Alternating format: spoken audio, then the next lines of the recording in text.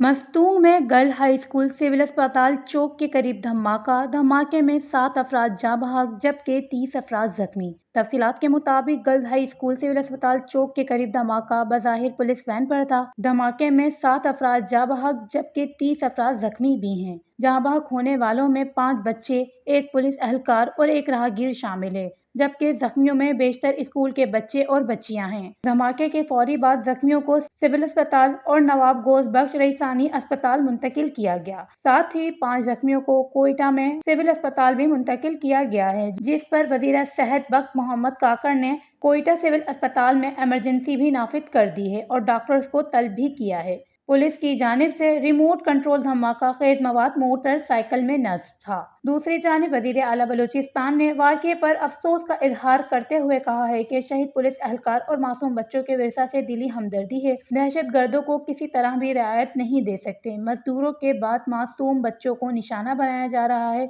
मासूम बच्चे और बेगुनाहों के खून का हिसाब लिया जाएगा। वश न्यूज़, मस्तूंग, बलूचिस्तान।